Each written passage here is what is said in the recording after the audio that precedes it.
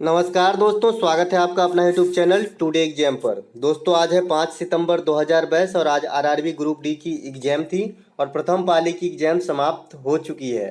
प्रथम पाली की एग्जाम में मैथ और रीजनिंग के जो भी पैटर्न से प्रश्न पूछे गए सभी प्रश्नों को इसमें मैं शामिल कर लिया हूं।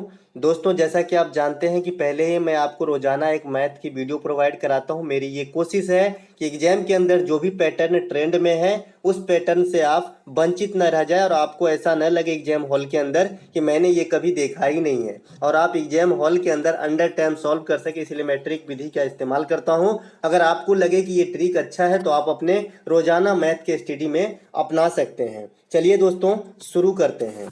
किसी वृत्त की त्रिज्या 50% की कमी कर देने पर इसके क्षेत्रफल में कितने प्रतिशत घटोतरी होगी। दोस्तों कल कुछ बच्चे ने कमेंट किया कि जो मैथ की वीडियो है सर एग्जाम के बाद भी कंटिन्यू रखिए, ये काफ़ी हेल्पफुल है। तो मुझे भी अच्छा लगा और मैं चाहूँगा कि ऐसा ही हो, आपको जो है सब दिन मैथ की वीडियो मिलता रहे। तो यहाँ पे ये जो प्रश्न है कि किसी वृत्त की त्रिज्या में 50% की कमी कर देने पर इसके क्षेत्रफल में कितनी बढ़ोतरी होती है। वैसे तो इसका बहुत सारा सूत्र है, एक तो बेसिक है आप बना लीजिए, दूसरा है कि x प्लस एक्स बाय 100। तीसरा जो हमारा ट्रिक है ये है एवरग्रीन ट्रिक। आप मेंसुरेशन के किसी भी पार्ट में यूज कर सकते हैं, चाहे तो बेलन हो, गोला हो, अर्धगोला हो, शंकु हो, वृत्त हो, आयत हो, कोई भी पार्ट हो, जो भी जिसका भी क्षेत्रफल आयतन निकलता है, ठीक है, उसके उसमें आप कहीं भी यूज कर सकते हैं। आप क्षेत्रफल आयतन कहने का मतलब ये नहीं है कि जिसका पृष्ठीय क्षेत्रफल होता है उसमें नहीं लगाएंगे, आप सब में लगाएंगे, जितने भी शेप के है ना, चाहे 2D हो 3D हो, हर जगह लगा सकते हो, ठीक है। तो ये सूत्र हमारा क्या है, इसके लिए आपको ये जानना होगा कि क्या पूछ रहा है। तो वृत्त की त्रिज्या का क्षेत्रफल, अब क्षेत्रफल का मुझे सूत्र आना चाहिए बस। तो सूत्र क्या होता है वृत्त का क्षेत्रफल का, पाई आर स्क्वायर होती है, और जो कांस्टेंट टर्म है उसे काट देना है। तो पाई को काट दिए हम, कांस्टेंट टर्म क्या बचा, मतलब वेरिएबल वाला क्या बचा, आर स्क्वायर बचा। अब इसी के साथ जो है हम संक्रिया करेंगे, ठीक है। और नीचे थोड़ा सा एक देख लीजिए, अगला जब मैं बताऊंगा ना इसी बेस पे तो आपको पूरा समझ में आ जाएगा। देख लीजिए नीचे हमेशा 100 रखेंगे, क्योंकि 100 इसलिए रखते हैं ना कि परसेंटेज को कैलकुलेट करने में हमें आसानी हो, ठीक है। 50% कमी कर दिए तो बचे कितना, 100 में से 50, और ये कितनी बार है तो आर स्क्वायर है तो 2 बार हम यहाँ भी कर दिए। अब यहाँ से कट गया तो ऊपर में हो गया 1 और नीचे में हो गया 2, और 1/2 का जब स्क्वायर से बाहर निकालेंगे तो 1/4 हो जाएगा, क्योंकि 1 का स्क्वायर 1 और 2 का स्क्वायर हो गया 4।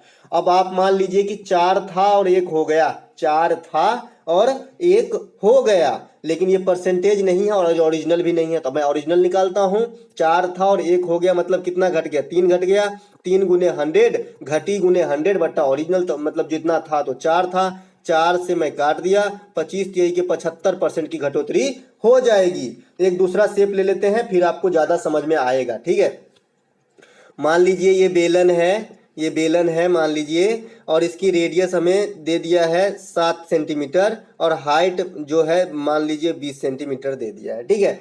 अब बोल रहा है कि इसके रेडियस में 10% की बढ़ोतरी कर दिया, ठीक है, प्लस कर दिया 10%, और हाइट में कोई भी बदलाव नहीं किया, या फिर कर भी सकते हैं, मान लीजिए कि हाइट में 20% की बढ़ोतरी ही कर दिया।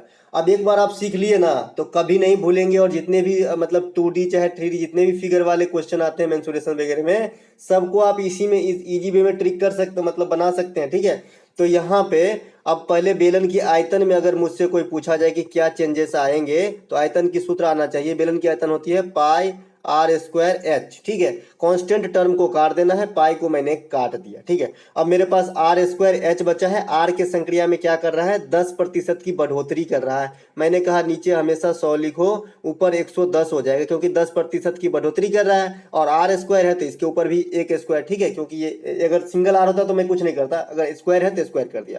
अब एच के साथ क्या कर रहा है, ये एच के साथ कर रहा है हमारा 20% की बढ़ोतरी कर रहा है। तो नीचे 100 था, अब हो गया एच कितना, 120, तो ये कट जाएंगे तो ये 6 हो जाएंगे, ये 5 हो जाएंगे, ठीक है, ये 0 से 0 कट जाएंगे। अब देखिए 11 11 के कितना होता है, 1 to 1, और 10 का स्क्वायर कितना होता है 100, ठीक है, गुने कितना है 6/5 है, ठीक है। तो नीचे 500 और ऊपर कितना हो गया, 1 छक्के 6, 14 12 के 2 हाथ में 1 छक्के 6, 726, और नीचे हो गया आपका 500। अब इसका मतलब क्या है, 500 था 726 हो गए, तो कितनी बढ़ोतरी हो गई 226 की बढ़ोतरी हो गई। बढ़ोतरी गुने 100/500, दोनों जीरो से दोनों जीरो उड़ गए, 5 से काटे तो 5 चौका के 20, दो पर 6 26, 5 25, 1 पर 0 10, यानी 45.2% की जो है बढ़ोतरी हो जाएंगे अगर बेलन के रेडियस में 10% और हाइट में 20% की वृद्धि कर दे तो। आई होप आपको अच्छे से समझ में आया होगा और आना भी चाहिए, क्योंकि ये क्वेश्चन आपको कभी पीछा नहीं छोड़ेगा सीजीएल तक। ठीक है, एक प्रश्न इस प्रकार को आपको एग्जाम में देखने को मिल जाता है, ए बाई कोई अंक रहता है, बी बाई कोई अंक और सी बाई कोई डिजिट रहती है, और आपसे कोई संक्रिया का मान पूछ लिया जाता है। एक बार हमें ए बी और सी का अलग अलग मान पता चल जाए तो मैं तो कोई भी संक्रिया निकाल सकता हूं। तो मेरी फोकस यही है कि ए बी और सी का मान पता चल जाए। इसको बनाने से भी निकल सकता है, लेकिन बिना बनाए आप कैसे निकाल सकते हो? तो ए का वैल्यू सीधे सीधे 3, बी का वैल्यू सीधे सीधे 4 और सी का वैल्यू सीधे सीधे 7 रख देना है। तो पहले मैं आंसर निकाल दूं, फिर बताता हूं ये कहां से आया। ठीक है, ए प्लस बी प्लस सी 4 3 7 7 14 हो गए। ऊपर में तीनों का जोड़ ही तो पूछ रहा है, ए प्लस बी प्लस सी, और नीचे में रख रहा है सी, तो सी का वैल्यू है 7। 2 से कट जाएंगे, आपका ऑप्शन नंबर डी आंसर यहाँ पे हो जाएगा। अब ये आया कहाँ से तो देख लीजिए, अगर मैं यहाँ तक यहीं तक को देखूं तो ए अनुपात बी कितना है, ए अनुपात बी कितना है 3:4 है, और मैं यहाँ से यहाँ तक की देखूं तो क्या है बी अनुपात सी कितना है, 4:7 है। अब जब बी एक दोनों में कौन सा रिपीट हो रहा है, तो बी रिपीट हो रहा है, और ए और सी तो सिंगल सिंगल है, तो बी वाला कॉमन टर्म दोनों में 4 ही 4 है। इसका मतलब ए का वैल्यू 3 है, बी का वैल्यू 4 है और सी का वैल्यू 7 है। यहाँ से साबित हो गए। और मैं इसको बनाने का एक दिन आपको तरीका भी बताया था कि मान लीजिए ए अनुपात 2 2:3 है, ए अनुपात बी, और बी अनुपात सी जो है ये 4:5 है मान लीजिए। ठीक है, एक तो है कि गुना का नहीं गुना कर दीजिए, इसको मैं 4 से गुना कर लूं ऊपर वाले को, नीचे वाले को 3 से गुना कर लूं तो भी होगा। एक है कि बिना गुना किए। ठीक है, तो ए के पास पहले पहुंचेंगे क्योंकि हमें ए निकालना है पहले। तो 2 है ऊपर और नीचे कितना है 4, सीधे सीधे गुना कर दिया, 4 दूनी के 8। अब ये ए का हो गया। अब बी के पास पहुंचे तो बी के पास है 3, और देखते हैं हम कि बी कहीं रिपीट हुआ है, जी हुआ है, यहाँ पे आया है, तो 4 तिहाई के 12। फिर हम पहुंचते हैं 3 के पास, लास्ट वाला, तो 3 और 5 तिहाई के 15, तो 8 12 15 ए बी सी का वैल्यू आएगा, कैलकुलेट करके देख लीजिएगा। ठीक है, चलते हैं आगे में ना। तो यहाँ पे क्या बताने का तात्पर्य था कि इस प्रकार का जहां भी दिखे जो हर में रहे ना वही मान हो जाता है उस पार्टिकुलर अनुपात का। तो ए का हो जाएगा 3, बी का 4 और सी का 7 हो जाएगा, और संक्रिया कर देना आपको। एक प्रश्न जो है फिक्स पैटर्न का सवाल है, ये रीजनिंग और मैथ दोनों के फॉर्म में आ जाते हैं, कभी रीजनिंग में कभी मैथ में पूछ लिए जाते हैं, क्योंकि इसमें कुछ दम नहीं है। 2 संख्याओं का महत्तम और लघुत्तम आपको दिया रहेगा और एक संख्या भी दिया रहेगा, तो आपसे पूछ लिया जाएगा। तो इसका क्या होता है, एलसीएम गुने एचसीएफ बट्टा, और यहाँ पर बट्टा में लिखूंगा तो कम समझ में आएगा, फर्स्ट नंबर गुने सेकेंड नंबर बराबर आपका होता है एलसीएम गुने एचसीएफ। तो इसमें से एक संख्या दिया रहेगा तो आप दूसरा आराम से निकाल सकते हो। तो यहाँ पे एलसीएम है 4800, एचसीएफ है 160, और एक संख्या का वैल्यू है 480। 16 तिहाई के 48, 3 से कटेगा, 4800 में 1600 आपका आंसर, ऑप्शन नंबर डी यहाँ पे राइट आंसर हो जाएगा। इसी सवाल में एक पूछता है कि किसी संख्या का, किसी 2 संख्या का HCF जो है मान लीजिए कि 17 है, और संख्या का अनुपात जो है मान लीजिए कि 5:2 है, तो आप क्या करेंगे? ठीक है, सीधा सीधा HCF से गुना करेंगे, एक संख्या 85 होगा और एक संख्या जो है 34 होगी। ठीक है, तो ये वाला सबसे इजी वाला है जो मैं पहले बता चुका हूँ, इसीलिए मैं थोड़ा सा इसका स्टेप बढ़ाया हूँ, और यहाँ पर भी चर्च कर लिए ताकि आपको जो है रिकॉल हो जाए। एक प्रश्न आपको इस प्रकार को देखने को मिलेगा, छोटा सा एग्जाम और बड़े से बड़े एग्जाम में, और ग्रुप डी में तो कॉमन कर लिया है। तो यहाँ पे जो है, यहाँ पे आपको देखना है कि सबसे छोटा भिन्न कौन सा है। दोस्तों, सबसे छोटा भिन्न देखने के लिए एक तो तरीके है कि आप काट काट के देखो, 7 में 13 से भाग लगाएंगे तो आधा से ज्यादा है तो 0.55 के करीब आएगा। इस प्रकार सबको काट के देखेंगे, और थोड़ा सा भी अंतर नहीं, मतलब कम से कम 2-3 डिजिट तक आपको काट के देखना होगा, ताकि जो है आप अच्छे से जस्टिफाई कर सके कौन सा छोटा कौन सा बड़ा है। लेकिन मैं ये तरीका नहीं अपनाता हूँ। मैं क्या है, क्रॉस वाला देखिए, 15 सत्ते के 105, 13 अट्ठे के कितना होता है 104 होता है, 80 8 24 104 ही होता है। तो 105 कौन सा हो गया, पहले वाला, तो पहले वाले को मैं भूल गया। अब 8/15 के साथ चलूंगा। ठीक है, 13 अट्ठे के 104, और 15 और 11 को गुना करेंगे ना तो 150 165 हो जाएगा। तो अभी के केस में 11/13 भी रहा है, तो इसको भी काट दिया। अब हमारा बचा 2 नंबर और 4 नंबर, इन दोनों को मैं अब संक्रिया कर रहा हूँ। 33 को और 8 को गुना करेंगे तो 8 × 24 2 8 × 24 2 26 264, यानी यहाँ पे जो है 264 है 8 वाले के पास। ठीक है, और इसके 15 और 14 का गुना करेंगे तो 15 और 15 को अगर गुना करते तो 225 होता, मतलब 225 से कम होगा, 210 के करीब होगा, है ना। तो यहाँ पे ये 210 हुआ, तो 264 और 210 में कौन छोटा कौन बड़ा है, तो 210 छोटा है, तो 210 किसके सामने आया, 14/33 के पास। तो 14/33 हमारा सबसे छोटा भिन्न है इस चारों में, ठीक है। करके देखिएगा, 14/33 जो है सबसे छोटा भिन्न है। एक बार और समझाता हूँ, थोड़ा सा एक दूसरा उदाहरण लेके। मान लीजिए 2/5 है और ये आपका 3/7 है, तो इन दोनों में कौन छोटा कौन बड़ा है, ठीक है। ज्यादा लेंगे तो कंफ्यूज हो जाएंगे। और मैं क्या बोला कि भाई दो ही हमेशा लेना है, लेकिन जो जो पकड़ा गया कि भाई ये बड़ा है इसको छांटते चलेंगे, और जब बड़ा पकड़ना हो तो पकड़ा गया कि कौन छोटा है उसको छांटते चलेंगे, ठीक है। तो यहाँ पे मैं कर लेता हूँ, तो 7 दूनी के 14, इसके टोपी पे देखिए 14, 5 तिहाई के 15, इसके माथे पे देखिए 15, तो कौन सा बड़ा कौन सा छोटा, तो 3/7 बड़ा है, 2/5 छोटा है। करके देखिएगा, ठीक है। ईवर ग्रीन ट्रिक सब, ठीक है। चलते हैं आगे। एक प्रश्न ये देखिए, ये आप जरूर देखे होंगे एग्जाम में, अगर आपने 2-4 भी एग्जाम कंडक्ट कर रखा है तो ऐसा नहीं कि नहीं आएगा, ये हर एग्जाम में लगभग आ ही जाता है। और इसको जो है कैलकुलेटिव समझ के आदमी छोड़ देता है, बाद में कि ये बहुत काफी इजी है और इसका आंसर 2 है। ये 2 कैसे आता है, देखिए, जब a प्लस बी का whole square plus a minus B का होल स्क्वायर, नीचे में क्या है a square plus B square, इसको जब आप सॉल्व करते हैं तो आपका 2 आएगा। कैसे 2 आएगा, a प्लस बी का होल स्क्वायर है ये, तो क्या आएगा a प्लस बी का whole square, a square plus B square plus 2ab होती है, उसके बाद plus A square plus B square minus 2ab होगा, ए माइनस बी का होल स्क्वायर, नीचे में क्या है A square plus B square है, माइनस 2ab और प्लस 2ab कट जाएगी, 2 बार ए स्क्वायर और 2 बार बी स्क्वायर बचा, तो 2 कॉमन ले ली तो क्या हो जाएगा ए स्क्वायर प्लस बी स्क्वायर, यही लिखा हूँ भाई, 2 स्क्वायर 2 प्लस 2 बी स्क्वायर लिखा हूँ, ठीक है। नीचे में ए स्क्वायर बी स्क्वायर पहले से इंतजार कर रहे हैं तो ये कट जाएगा, तो बचेगा क्या, 2 बचेगा। आपको भी ऐसे ही करना है, देख के नहीं आना है ना, लेकिन पहचानने के तरीके होने चाहिए। ऊपर में देखिए ए प्लस बी का होल स्क्वायर प्लस ए माइनस बी का होल स्क्वायर है, नीचे ए स्क्वायर प्लस बी स्क्वायर है, तो ये पहचानना आना चाहिए झटाक से, ठीक है। एक प्रश्न यहाँ पे है कि किसी गोले और लंबवृत्तीय बेलन के आयतन और त्रिज्या दोनों समान है। तो सबसे पहले गोला का आयतन क्या होता है भाई, 4/3 पाई आर क्यू। उसके बाद बेलन का आयतन क्या होता है, क्योंकि आयतन दोनों का समान है और रेडियस भी समान है, ठीक है, तो पाई आर स्क्वायर एच होता है। अब पाई से पाई चला जाएगा और आर स्क्वायर कट जाएंगे और यहाँ सिर्फ आर बचेंगे, ठीक है। यहाँ पे मैं आर लिख देता हूँ, आर से कट गए आर क्यू, ठीक है। अब क्या बचा तो गोले का व्यास और बेलन की ऊंचाई का अनुपात पूछ रहा है, तो r/h अगर मैं कर लूं तो क्या हो जाएगा आपका 3/4 हो जाएगा। अब गोले का व्यास चाहे बेलन का ही व्यास पूछा होता, क्योंकि दोनों का रेडियस भी समान है, तो व्यास क्या होता है त्रिज्या का 2 गुना, तो इसको 3 गुना 2 करेंगे तो क्या हो जाएगा 6, और नीचे में हो जाएगा क्या 4, तो ये हो जाएगा 2, ये हो जाएगा 3। अनुपात पूछ रहा है, इसको पूछ रहा है 3/2 किधर है, यानी 3:2, ऑप्शन नंबर डी में है, ऑप्शन नंबर डी यहाँ पे राइट आंसर हो जाएगा। अब मैं कुछ शेप के बारे में आपको थोड़ा सा प्रॉपर्टीज बता दूं, क्योंकि हर एक प्रश्न को लेके बना दूं तो बहुत टाइम लगने वाला है और एग्जाम का समय चल रहा है, मैं आपका टाइम खराब नहीं करना चाहता हूं। अगर आप प्रॉपर्टीज सीखे तो आपसे इससे संबंधित जो भी प्रश्न आएगा आप नहीं छोड़िएगा। इसे बोलते हैं रेक्टेंगल, मतलब क्या, आयत। आयत आयत में एक लंबाई और चौड़ाई, आमने सामने की भुजा बराबर होती है, आमने सामने लंबाई है ये, और ये इधर वाली चौड़ाई है, ठीक है। लंबाई 2 भुजा आमने सामने की भुजा बराबर होती है, उसी में सब आ जाता है कि लंबाई दोनों साइड का एक जैसे होगा, चौड़ाई एक साइड का होगा, ठीक है। इसके बाद इसमें क्या होता है, क्षेत्रफल पूछा जाता है। क्षेत्रफल क्या होता है, लंबाई गुने चौड़ाई, सिंपल। और जो है एक पूछा जाता है परिमाप, तो 2 × L + B होता है, जहाँ L जो है लंबाई है, B जो है चौड़ाई है, ठीक है। तो आपको ये बात ध्यान रखना है, सभी कोण इनके भी 90 डिग्री के होते हैं। चलते हैं आगे।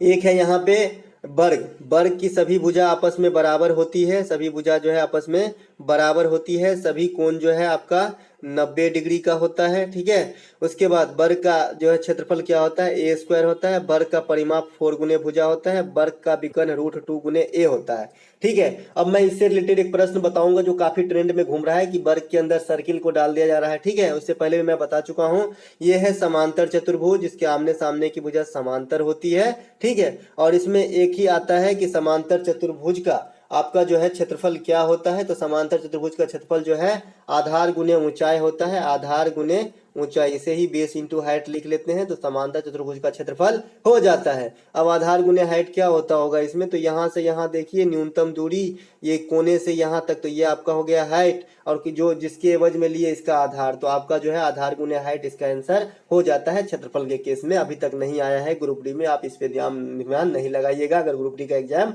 देने वाले हैं तो। समबाहु त्रिभुज, समबाहु त्रिभुज चतुर्भुज है, माफ कीजिएगा, समबाहु चतुर्भुज को किसी दिन नहीं छोड़ रहा है, सम चतुर्भुज इसे ही बोलते हैं, समबाहु चतुर्भुज रोम्बस बोलते हैं, तो इसको किसी दिन नहीं छोड़ रहा है। इसका प्रॉपर्टीज मैं आपको देसी अंदाज में बता चुका था कि भैया कुछ इस प्रकार का होता है, मेरा ड्राइंग थोड़ा कमजोर है, इस प्रकार का होता है, इस प्रकार का दो विकर्ण होता है, सभी भुजा आपस में बराबर होते हैं, ये जो विकर्ण दोनों जहां करती है ये 90 पे करती है, इसके बाद विकर्ण अपने आप को आधा आधा में बांट लेता है कटने के बाद। मान लीजिए ये ओ पॉइंट है, यहाँ पे कटा, और यहाँ ए से ओ तक जितना होगा ओ से बी तक भी उतना ही लंबाई का होगा, यानी विकर्ण भी आधा आधा में कट जाते हैं, दोनों विकर्ण 90 पे काटता है, भुजा बराबर होता है। आयतन का मतलब समचतुर्भुज का क्षेत्रफल अगर पूछा जाए तो 1/2 गुने पहला विकर्ण गुने दूसरा विकर्ण होता है। इतने से रखने से याद से आपका काम हो जाएगा, क्योंकि पाइथागोरस लगा के हम इसका अगर भुजा दिया रहे तो दूसरा विकर्ण निकाल सकते हैं, दो विकर्ण दिए रहे तो भुजा निकाल सकते हैं, कुछ भी कर सकते हैं। ओके, तो चलते हैं आगे। यहाँ पे है कुछ और शेप, जैसे समकोण त्रिभुज है, समकोण त्रिभुज के क्या प्रॉपर्टीज है, समकोण त्रिभुज में ये मान लीजिए हाइट है, ये बेस है, और ये मान लीजिए कर्ण है, पी ऐसे परपेंडिकुलर होती, लेकिन मतलब परपेंडिकुलर को मैं हाइट ही लिख दिया, चलो ठीक है, कोई नहीं, देसी अंदाज में ही सीखिए आप। तो कर्ण का स्क्वायर बराबर लंब का स्क्वायर प्लस आधार का स्क्वायर होता है, इन दोनों में से तीनों में से कोई दो पता रहेगा तो आप तीसरा इजी में निकाल सकते हैं, आई होप।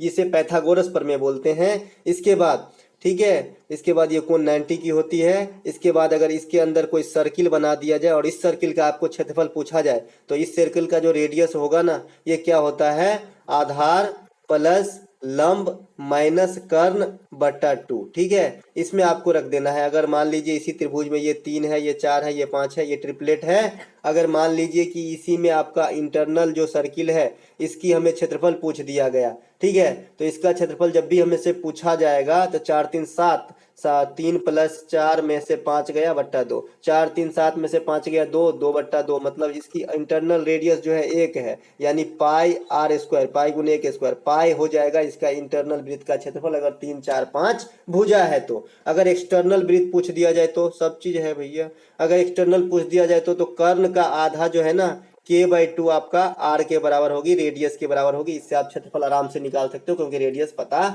चल चुका है। ये है भैया समबाहु त्रिभुज। समबाहु त्रिभुज से आपसे क्या पूछा जाता है, क्षेत्रफल क्या होता है, √3/4 गुने भुजा स्क्वायर। ठीक है, परिमाप पूछा जाता है तो 3a हो जाता है। ठीक है, उसके बाद इसका हाइट सबसे इंपॉर्टेंट है। हाइट जो है यहाँ ऊपर के बाजू में 2 और नीचे जो है 1 रहता है, 2:1 में जो है विभाजित करते हैं। इसके गुरुत्व केंद्र, लंब केंद्र, अंतः केंद्र सभी एक ही पॉइंट पे होती है। ठीक है, ये भी बात आपको ध्यान रखना है। इसमें मैं एक दिन अलग से 2-4 मिनट की एक वीडियो बनाऊंगा, समकोण त्रिभुज और समबाहु त्रिभुज के जितने प्रश्न हैं, आई होप अगर आपने वो 5 मिनट दे दिया उसमें, तो इससे रिलेटेड जो भी सवाल बन सकते हैं अब तक जो बना है, एक भी सवाल आपको नहीं छूटेगा, विथ ट्रिक और भी सेकेंडों में बनेगा। मैं फिलहाल इसमें चर्चा नहीं करना चाहता, आपको कंफ्यूज नहीं करना चाहता। ठीक है, मैं अलग से वो टॉपिक ले लूंगा। समबाहु त्रिभुज में यही सब होता है। और इसके बाद अगर भुजा दिया है ए और आपसे अगर हाइट पूछा जा रहा है तो आपको क्या करना है, हाइट बट्टा भुजा बराबर √3/2, इससे आपको जो है निकल जाएगा जो है आपका क्या, हाइट। तो यहाँ से इतना समझ लिए, ये समद्विबाहु त्रिभुज है, इसमें जो है दोनों भुजा आपस में बराबर होते हैं। जो दोनों भुजा बराबर होते हैं, दोनों का आमने सामने का कोण भी बराबर होता है। इसका क्षेत्रफल निकालने के लिए हम लोग हीरो सूत्र का इस्तेमाल करते हैं। हीरो सूत्र मतलब s बराबर परिमाप/2 होता है, और √S फिर s into a minus a into s minus b, जो भी भुजा होते हैं घटा घटा के लिखते हैं, करते हैं। आई होप आप जानते ही होंगे। साथ ही साथ मैं इसलिए इस यहाँ पे रखा हूँ कि अगर समद्विबाहु त्रिभुज में अगर इस दोनों बीच का कोण अगर मान लो आपको पता है 60 डिग्री, तो आपको जरूरी नहीं है कि हीरो सूत्र लगाना। ठीक है, आप सीधे क्या करोगे, 1/2, ठीक है, 1/2 गुने ये भुजा गुने ये भुजा, जो भी होगा, मान लीजिए कि 5 है और ये 8 है, तो 5 गुने 8 और गुने sin 60 लगा दोगे ना, तो आपका काम हो जाएगा। इसीलिए मैं इसी पर्पज से रखा था कि कभी समबाहु त्रिभुज आ जाए तो निकालने मत लगना। दोस्तों, मैं आपको ग्रुप डी लेवल की नहीं, मैं आप आगे भी सोचता हूँ कि आपको आगे भी काम है। ऐसा नहीं कि एग्जाम दे दिए फिर हो गए, एग्जाम के समय आएगा फॉर्म भरेंगे तब पढ़ेंगे, ऐसा नहीं होता। आपको लगातार थोड़ा थोड़ा खाना है। ठीक है। एक ही बार चाहोगे आज 14 रोटी खा लूंगा और कल 4 दिन तक नहीं खाऊंगा तो कोई काम का नहीं है, ठीक है। यहाँ पे मैंने यहाँ रखा है कि ये सर्किल है, यहाँ पे आपको जो है त्रिज्यखंड का क्षेत्रफल पूछा जाता है, कुछ भी पूछ सकता है, परिधि पूछा जा सकता है। तो इसमें क्या होता है, जो सूत्र होता है वही लगाना है आपको, जो है ये थीटा मालूम होना चाहिए, थीटा बट्टा 360 करनी है। मान लीजिए इसी में यहाँ पे रेडियस मान लीजिए कि 7 है और यहाँ पे ये थीटा का मालूम मान लीजिए कि 90 डिग्री का है, यहाँ जो कोण बन रहा है बीच में 90 डिग्री का है। क्षेत्रफल पूछा जा रहा है इस मतलब ये मतलब कलर वाले क्षेत्र का, तो पाई आर स्क्वायर तो मैं लिखूंगा ही, गुने थीटा बट्टा 360 भी लिखूंगा, तो 90 बट्टा 360 लिखूंगा और इसी को कैलकुलेट करूंगा तो इतना दूर का क्षेत्रफल निकल जाएगा। अगर परिधि पूछा जाता तो 2 पाई आर तो लिखता ही लिखता, 90 बट्टा 360 और लिखता, क्योंकि ये पूरा का नहीं पूछा जा रहा है, इतना दूर का पूछा जा रहा है, ठीक है। आई होप आपको अच्छे से समझ में आया होगा। चलते हैं आगे। एक प्रश्न पार्टनरशिप से रोजाना आ रहा है, 3500 रुपया लगाकर आरंभ किया ए ने और 5 माह के बाद बी ने आया और ए के साथ साझेदार हो गए। एक वर्ष के बाद लाभ 2-3 के अनुपात में बटे, तो बी द्वारा निवेशित धन कितना था। अब देख लीजिए, कल मैं दोनों धन देके पूछा गया था, आज मैं यहाँ पर धन नहीं रखा हूं और मैं आपको बता रहा हूं, मैं तो हर एंगल से बताना चाह रहा हूं, ठीक है।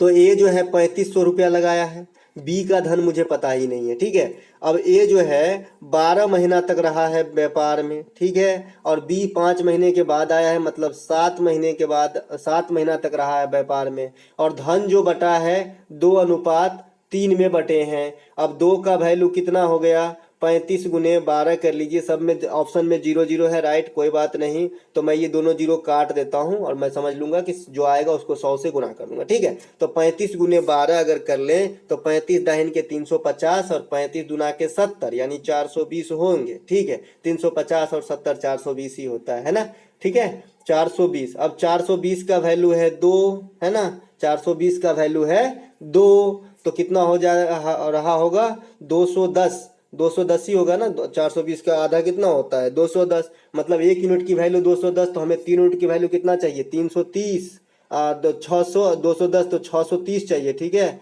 630 चाहिए, 630। अब 630 को 7 से भाग देंगे, 7 नमा के 63, 9 से स्टार्ट होना चाहिए और 9000 होना चाहिए, क्योंकि आपने 100 पहले स्किप किया था, ठीक है। तो 9000 कहाँ है, ऑप्शन नंबर बी में। आई होप आपको समझ में आया होगा। फिर से कर लेते हैं एक बार, कोई दिक्कत नहीं है। 3500 ये 12 महीना रहा है व्यापार में, इसका धन मुझे पता नहीं, और ये 7 महीना रहा है व्यापार में, क्योंकि 5 माह के बाद आ रहा है, ठीक है, और 1 साल तक व्यापार चला है, ठीक है, और लाभ 2:3 में बढ़ते हैं, ठीक है। अब 35 गुने 12 करेंगे ना तो 420 होता है, 420 पे 2 जीरो और डाल दीजिए, ठीक है। अब अगर आप कंफ्यूजन बिल्कुल ही नहीं चाहिए मुझे, ठीक है। तो 2 यूनिट की वैल्यू इतनी है, ठीक, कितना है भाई, 2 यूनिट की वैल्यू है 2 1 21,000, ठीक है। तो 3 यूनिट की वैल्यू कितनी होनी चाहिए, 2 यूनिट की वैल्यू 21,000 है, तो 2 यूनिट की वैल्यू 42,000, तो 1 यूनिट की वैल्यू कितना हो जाएगा 21,000, है ना। तो अपने को 3 यूनिट की वैल्यू चाहिए, तो 21 तिहाई के 63,000 चाहिए मुझे, 63,000 चाहिए, और इसमें तो 7 टाइम है तो टाइम से भाग दे देंगे तो धन निकल जाएंगी। तो 9,000 रुपया जो है हमारा धन होना चाहिए था, यानी बी जब आया होगा व्यापार में तो 9,000 रुपया लगा के जो है इंक्लूड मतलब शामिल हो गए होंगे। एक प्रश्न यहाँ पे 4% वार्षिक और 2 वर्ष का चक्रवृद्धि ब्याज साधारण ब्याज का अंतर 1 रुपया, धन कितना है। तो इसका तो एक साधारण सा फॉर्मूला बता दो, दोनों बता दूंगा, ठीक है, कोई दिक्कत नहीं है। अंतर बराबर 2 वर्ष के लिए क्या होता है, डिफरेंस बराबर क्या होता है, PR स्क्वायर बट्टा 100 का स्क्वायर होता है, ठीक है, और कुछ नहीं होता है। तो डिफरेंस 1 रुपया है, पी मुझे निकालना ही है, आर का वैल्यू है 4, तो 4 गुने 4 अब बट्टा 100 2 बार, क्योंकि 100 का स्क्वायर होता है। ये दोनों अलग अलग कट जाएंगे, 25 से 25 को गुना करेंगे, 625 रुपया आपका पी का वैल्यू आ जाएगा। एक तो ये हो गया। फिर 2 वर्ष के लिए अगर साधारण ब्याज SI की बात करें तो क्या होता है, आर गुने टी प्रतिशत होता है मूलधन का, तो मूलधन का 8% हो जाएगा, ठीक है। अगर CI का बात कर लें तो 4% है, तो 2R आर स्क्वायर में आपको रखना है, तो 4 दूनी के 8 और 8 4 चौका के 16, 8.16% है, 0.16% का वैल्यू 1 दिया गया है, तो मैं इससे भी मूलधन निकाल सकता हूँ, ठीक है, बहुत अच्छा। चलते हैं आगे। एक प्रश्न यहाँ पे है कि 100 संख्याओं का औसत ज्ञात करने पर 40 प्राप्त हुआ, बाद में ज्ञात हुआ कि एक संख्या को 53 के स्थान पर त्रुटि से 83 पढ़ लिया गया था, ठीक औसत क्या है। देख लीजिए 53 था एक्चुअल और 83 पढ़ लिया गया, तो कितना ज्यादा पढ़ लिया गया, ठीक है। तो यहाँ पे मेरे ख्याल से 30 50 30 80 30 जो है ज्यादा पढ़ लिया गया, ठीक है। आंकड़े कितना है 100, तो 0.3 जो है कमी आ जाएंगे, ठीक है, 0.3 की कमी आ जाएंगे। तो पहले कितना 40 हुआ करता था, अब 39 पॉइंट जो है 7 हुआ करेगा। ऑप्शन नंबर बी यहाँ पे राइट आंसर हो जाएगा। आपको समझ में आया होगा। अगर मान लीजिए त्रुटि से 53 के जगह पे 83 के जगह पे 53 पढ़ लिया गया था, फिर से मैं बता रहा हूँ, दोनों एंगल से बता दे रहा हूँ, 83 के जगह 53 पढ़ लिया गया होता, ठीक है, तो कितना कम पढ़ लिया गया होता, 30 कम पढ़ लिया गया होता। और टोटल आंकड़े कितने हैं, 100 संख्या है, 100 से भाग देंगे 0.3, तो 0.3 बढ़ाना पड़ता मुझे, तो 40.3 हो जाता। लेकिन यहाँ पे त्रुटि से जो 53 था एक 83 पढ़ लिया गया, ज्यादा ना पढ़ लिया गया, गलती किया, होना तो चाहिए था कम, तो घटेगा ना, तो घटेगा, कितना घटेगा, कितना आंकड़ा है 100, उतना से भाग देंगे, जो रिजल्ट आएगा औसत में से घटा देंगे, ठीक है। चलते हैं आगे। एक प्रश्न यहाँ पे, जायसवाल ने एक वस्तु को 1190 में बेचा और 40% का लाभ कमाया, यदि अंकित मूल्य पर 10% के छूट दे दे तो उसका लाभ क्या होगा। अब देखिए 1190 में जो बेचा है ना, ये किसी उसके क्रय मूल्य का 140% है, ठीक है। अब तो ये तो हो गया इसका क्रय मूल्य। अब बोल रहा है कि इस 1190 पे 10% का छूट दे दे, तो पहले क्रय मूल्य निकाल लेते हैं। जैसे ये कट गया और यहाँ पे देखिए 14, 7 दूनी के हो गया आपका 7, यहाँ पे 2 सत्ते 14, 2 पंचे 10 काट लेते हैं। इसके बाद 7 से काटेंगे, 7 7 सत्ते 49, ठीक है, 170, 170 पंचे 17 पचे के 85, 0, 850 रुपया तो हो गया इसका क्रय मूल्य, कॉस्ट प्राइस जो हो गया 850 रुपया हो गया। अरे कुछ नहीं किया था भैया, 1190 रुपया का जो है 140% बराबर 1190, तो 100% निकाला हूँ, 850 रुपया हुआ है, ठीक है। अब बोल रहा है कि 1190 रुपया पर 10% का छूट देते हैं, यानी 9/10 से गुना कर देते हैं, 10% का छूट इसे ही कहते हैं, ठीक है। 90/100 होता है, मतलब 9/10 होता है, ठीक है। 119 को और 9 को जब हम गुना कर लें तो 119 तो कितना हो गया, 109 81 के हाथ में 8, 1 नंबर 9 8 17 के साथ हाथ में 1, 1 नंबर 9 1 10, 1071। मैं गुना इसलिए आपको करता हूँ, मैं तो ऐसे ही कर दूं, लेकिन आप फिर बोलोगे कहाँ से आए, इसलिए मैं बोल बोल के कर देता हूँ। 1071 रुपया तो विक्रय मूल्य से पैसे आएंगे और 850 है क्रय मूल्य, घटा दीजिए तो कितने हो जाएंगे, 1 हो जाएंगे, ठीक है। 7 में से 5 गया तो 2 हो जाएंगे, 10 में से 8 गया तो 2 हो जाएंगे। 221 रुपया का लाभ हुआ। 221 गुने 100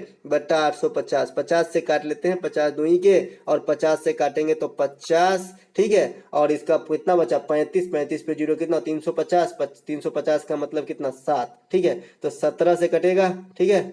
अब 17 से कटेगा, 17 से इसको काट दीजिए, 17 का 17, और ये आपका हो जाएगा 3 5 17 3 51, 13 दूनी की 26% का लाभ होगा। ऑप्शन नंबर बी यहाँ पे राइट आंसर हो जाएगा। चलते हैं आगे।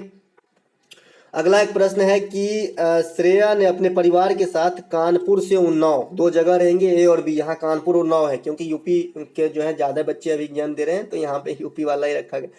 40 किलोमीटर की गति से जाता है और वापस 50 से आता है, पूरी औसत गति। तो जब भी आपकी जो है ना कांस्टेंट दूरी रहे, ये कानपुर से उन्नाव गया है, आते वक्त उन्नाव से कानपुर आया है, दूरी थोड़ी बदला है, कांस्टेंट दूरी है। तो जब भी कांस्टेंट दूरी में आपको एवरेज पूछा जाए तो 2 गुने पहला चाल गुने दूसरा चाल, तो 40 गुने 50 और बट्टा 40 प्लस 50, पहला चाल प्लस दूसरा चाल, ठीक है। यही कर देना है, सॉल्व करेंगे आंसर हो जाएगा। आप मुझे बताइएगा इसका आंसर कितना आया, वैसे मैं ही बता देता हूँ। चलिए 50 40 90 हो जाएंगे नीचे में जोड़ने से, तो नीचे में 9 कहाँ दिख रहा है क्योंकि पूरा पूरा कटेगा नहीं, ठीक है। 90 में 1 0 करा दूँ 9 हो जाएगा, यानी 40 200 400 बट्टा 9 कहाँ है, तो 400 बट्टा 9 मुझे एक ही ऑप्शन में दिख रहा है, यहाँ पे राइट आंसर हो जाएगा, ठीक है।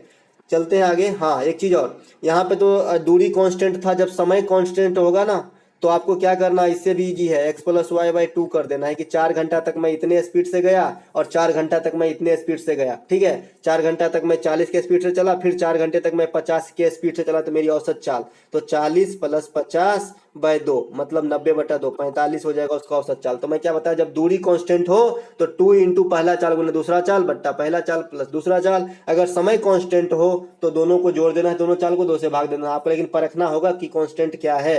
एक ट्रेन 40 किलोमीटर घंटा की रफ्तार से चलती, एक आदमी 25 किलोमीटर घंटा समान दिशा में। अब समान दिशा में सापेक्षिक चाल क्या होता है, v1 - v2 होता है, तो हमेशा ट्रेन की चाल ज्यादा होगी, तो 40 में से 25 गया तो 15 हो जाएगा आपका सापेक्षिक चाल, ठीक है। उसके बाद 48 सेकंड में पार करता है, तो ट्रेन की लंबाई, अब आदमी गाय एगो पोल खंभा वृक्ष ये सबको पार करने की कोई दूरी काउंट नहीं होती है, ठीक है। तो ट्रेन की खुद ही जो लंबाई होगी ना वही दूरी है, तो ट्रेन की लंबाई मान लेते हैं x है और इसका चाल कितना हो गया 15, ये तो किलोमीटर में है, यहाँ मीटर प्रति सेकंड में समय दिया है, तो मैं उसको गुना कर लूँ 5/18 से, ठीक है। और लग रहा है कितना 48 सेकंड, इसी को कैलकुलेशन आप कर लेंगे, आपका आंसर निकल जाएगा। आप मुझे कमेंट करके बताइएगा कि इसका आंसर कितना आया है।